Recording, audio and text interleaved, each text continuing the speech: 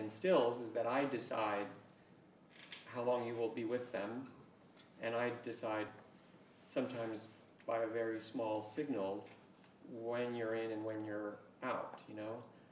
And that's very different, really, from like looking at stills where you are, you know, with them however long you would like to be, and the sort of edit points are your own. And that may seem like I'm nitpicking, but it's really a big difference. And the other thing is that I'm kind of hoping that people will find like small things that do move and pay attention to them in a way that maybe they're not used to in the cinema. Because, I don't know, like I watch a lot of normal movies and I see, you know, that they'll do things all the time, like somebody is getting out of a car and, you know, there will be a little like move of a crane. That's completely gratuitous. Like it doesn't really necessarily add anything, but it's like the apparatus of a normal movie kind of telling you that it's a normal movie by doing this kind of jazzy little move that they want to do because they can, you know? And often, almost every shot has one of those sort of gratuitous moves. Like you'll see, you know, somebody is just standing in a room and the camera will be on a dolly. And I often feel like it's not, sometimes it's adding something, but often it's not adding anything. It's just that they don't want to be still because, you know, I don't know, they think you'll want your money back or something. There are other filmmakers who are much more extreme than I am with this kind of still watching. And like two great examples of filmmakers that I dearly love would be Peter Hutton and James Benning, who are almost always locked and on a tripod. And, you know, Benning has a film called 10 Skies. It's a feature-length film, and that's what it is. It's 10 shots of the sky, each one lasting 10 minutes long. It sounds like, oh my God, that's ridiculous. And, you know, and initially, even for me, sitting down in the theater, I was like, I don't know if I'm going to be able to do this. You know, this is, you know, bizarre and maybe torturous. And I swear to you that even by a halfway through, it was euphoric. And a lot of people find it to be that way because there's something. It's very rare in real life that we stop and look at something.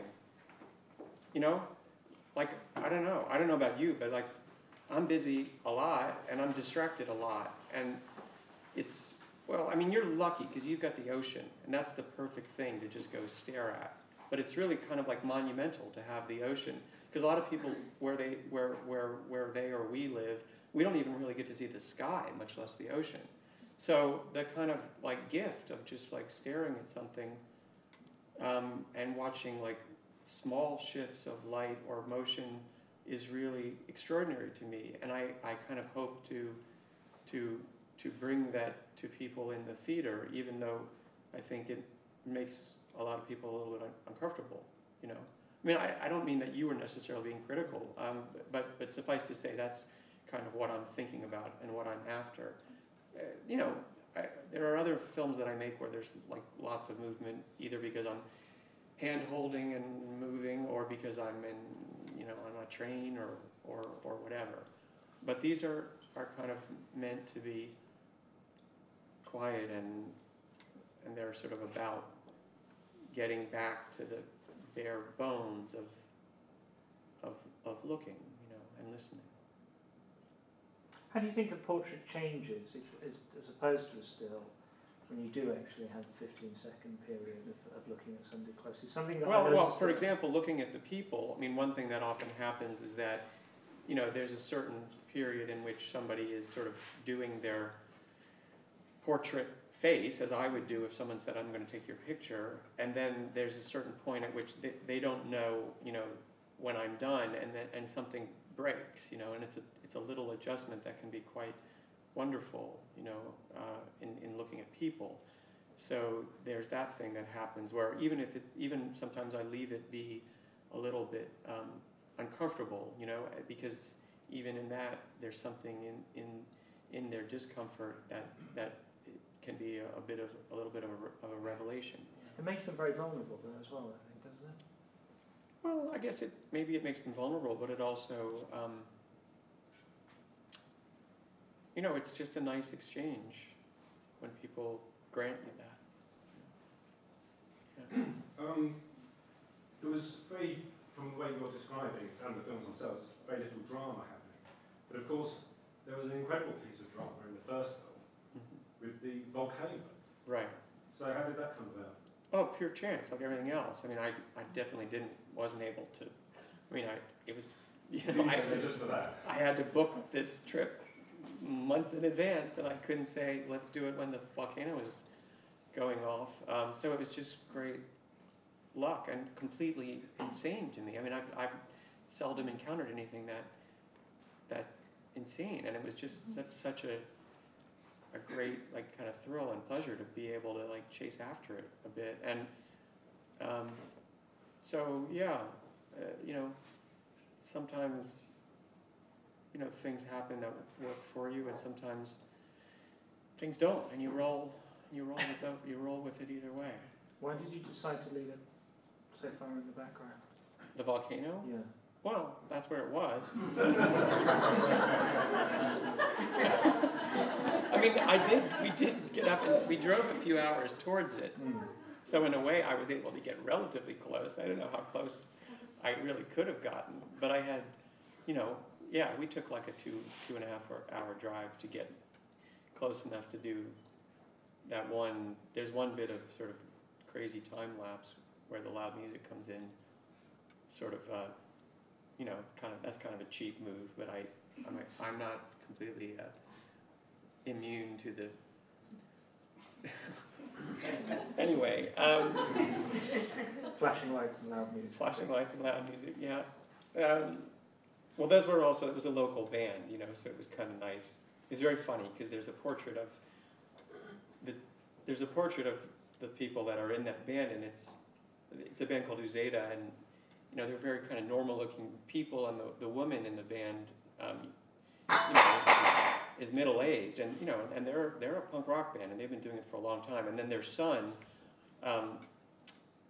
their young son, had done the very beautiful kind of romantic cello piece. So again, that's just funny to me that I would use both of those pieces of music and have the portrait in there.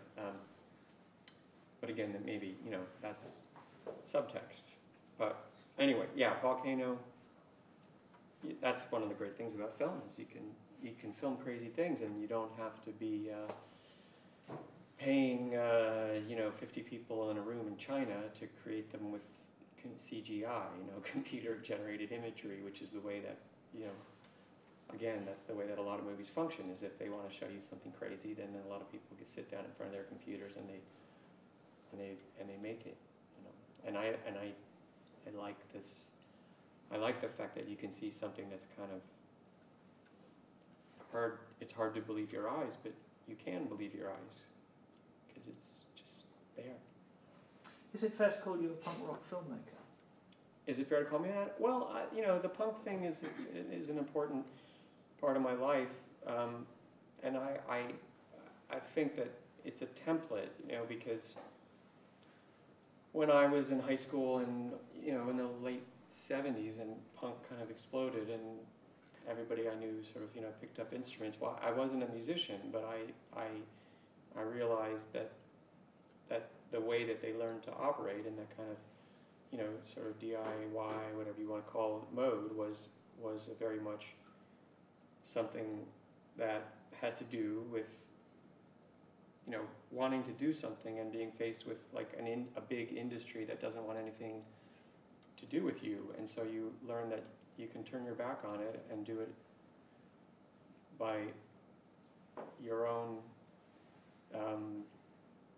hard work and discovery, and eventually, you know, you realize that you don't need to be dependent on some big external apparatus. And so when I started to make films, you know, I often thought, well, you know, sometimes it seemed very daunting and impossible, and films seemed to be kind of out of reach. And then I thought, well, you know, music seemed out of reach to a lot of people. And then punk rock was a very good lesson only one of many in the idea that it doesn't have to be out of reach.